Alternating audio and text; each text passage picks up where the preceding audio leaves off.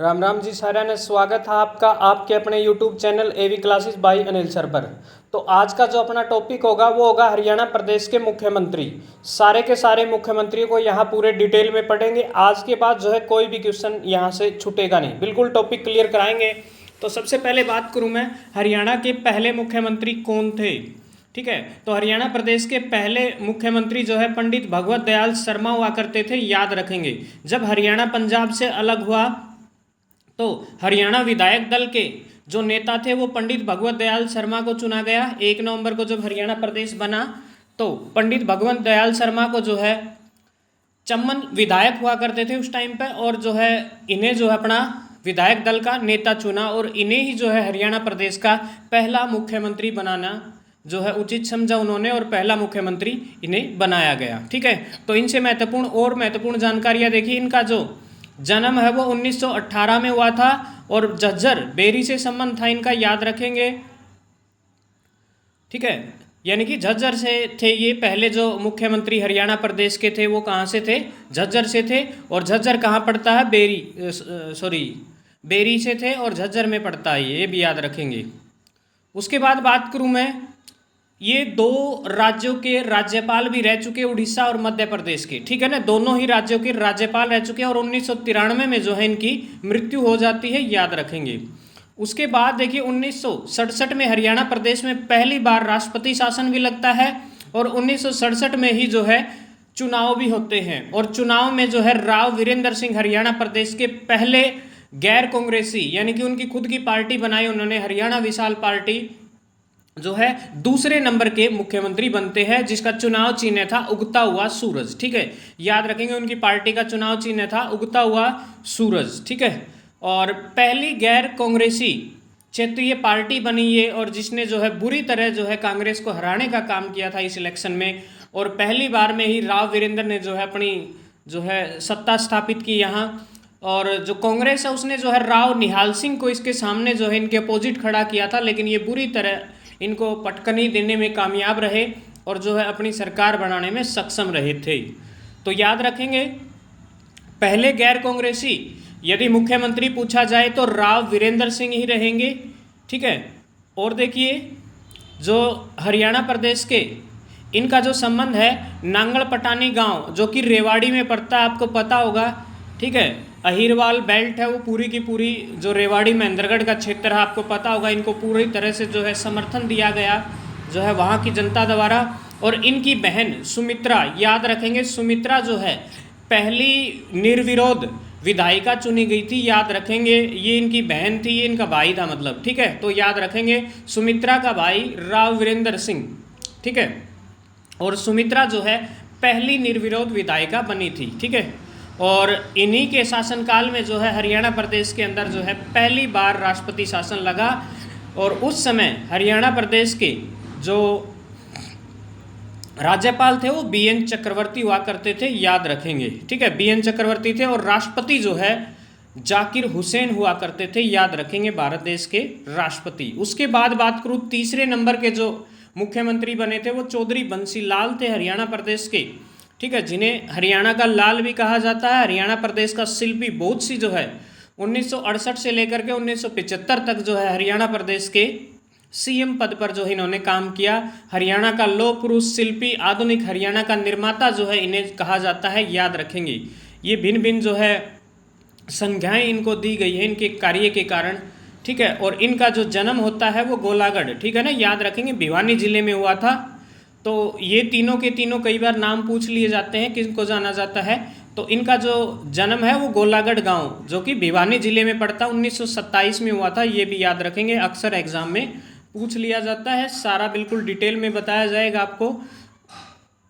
उसके बाद देखिए 1968 से लेकर के 1975 तक जो है इनका कार्यकाल था, और 41 वर्ष की आयु में जो है हरियाणा प्रदेश के मुख्यमंत्री बने थे, जो कि सबसे युवा मुख्यमंत्री रहे थे हरियाणा प्रदेश के, याद रखेंगे।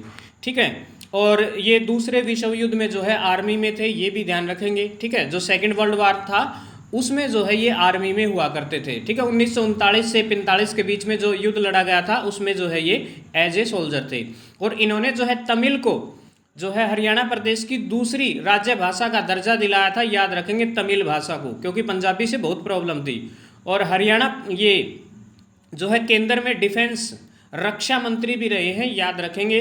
ये भी जो है 1975 में जो है सेंटर सरकार में, और इनकी जो इन्होंने जो है अपने कार्यकाल में एक नसबंदी चलाई थी, शायद उसी के कारण जनता मतलब लोगों की ज़बरदस्ती से जो है नसबंदी की थी 1977 में, और इसी कारण जो है राष्ट्रपति शासन लगा। और 1977 में ही जो है ये हार जाते हैं, इंद्रावती नामक एक महिला से जो है बुरी तरह हार जाते हैं। फिर उसके बाद तोसाम से भी जो है ये हार जाते हैं, और उसके बाद खुद की पार्टी का गठन करते हैं, हरियाणा विकास पार्टी जो है, और जिसका चुनाव चिन्ह था लड़का लड़की। ठीक है, याद रखेंगे, लड़का लड़की जो है उसका चुनाव चिन्ह हुआ करता था। तो खुद की पार्टी बनाई बाद में इन्होंने, फिर जा कर के जो है इन्होंने जो है अपनी सरकार बनाई दोबारा। उसके बाद बात करूँ मैं बनारसी दास गुप्ता। ठीक है, बनारसी दास गुप्ता जो है याद रखेंगे, भिवानी से संबंध है इनका बनारसी दास गुप्ता का। ठीक है, और 3 पदों पर रहे ये भी याद रखेंगे कि 3 पद जो है इन्होंने संभाल रखे थे, विधानसभा अध्यक्ष, उप मुख्यमंत्री और मुख्यमंत्री, 3 पदों पर रहे थे ये अपने कार्यकाल के दौरान जो है। ठीक है, विधानसभा के अध्यक्ष भी रहे।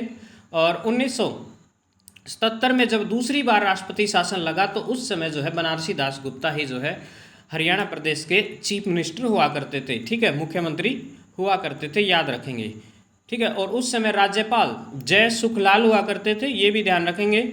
और राष्ट्रपति जो है फखरुद्दीन अली अहमद हुआ करते थे जब 1977 में दूसरी बार राष्ट्रपति शासन जो है हरियाणा प्रदेश में लगा था।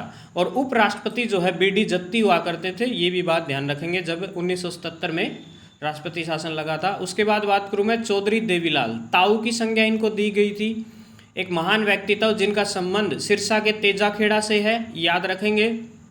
और स्वतंत्रता सेनानी हुआ करते थे ये, 25 सितंबर को इनका जन्म होता है। और ये एक तरह से मसीहा थे किसानों के, इसीलिए इनको जो है ताऊ, जननायक, किंग मेकर भी कहा जाता है, ये भी ध्यान रखेंगे। ठीक है, ये तीनों के तीनों नाम जो है इन्हीं को दिए गए हैं, ताऊ भी कहा जाता है, जननायक, किंग मेकर भी जो है इन्हीं को कहा जाता है। और याद रखेंगे 68 साल की उम्र में जो है सबसे बुजुर्ग हरियाणा प्रदेश के चीफ मिनिस्टर बने थे, ये भी ध्यान रखेंगे। ये एक आंकड़ा जो है अक्सर पूछ लिया जाता है सबसे जो है। और इनकी समाधि जो है यमुना नदी के किनारे संघर्ष घाट नाम से है आज भी। ठीक है, तो याद रखेंगे, ये महत्वपूर्ण तथ्य है। और 2 बार इन्होंने जो है हिंदुस्तान देश के उप प्रधानमंत्री के पद पर काम भी किया, एक बार जब प्रधानमंत्री चंद्रशेखर और दूसरी बार वीपी सिंह हुआ करते थे, ये उनके कार्यकाल के दौरान उप प्रधानमंत्री हुआ करते थे। उसके बाद बात करूँ मैं भजनलाल। ठीक है, हरियाणवी राजनीति का चाणक्य भी कहा जाता है, इनका जन्म पाकिस्तान में हुआ था, बिश्नोई समाज के सिरमौर भी कहा जाता है इनको। ठीक है, याद रखेंगे, हिसार क्षेत्र जो है इनकी कर्म भूमि हुआ करता था। 1979 से लेकर के 86 तक जो है मुख्यमंत्री पद पर रहे ये हरियाणा प्रदेश के।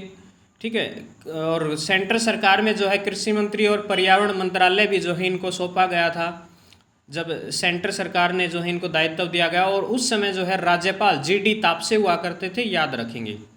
उसके बाद बात करूं मैं, बंसीलाल बने 86 से 87 तक, 1 साल तक बंसीलाल बने, डिटेल में हमने पढ़ लिया इनके बारे में। फिर देवीलाल एक बार फिर बनते हैं, देवीलाल जो है 87 से 89 तक जो है फिर हरियाणा प्रदेश के सीएम बनते हैं।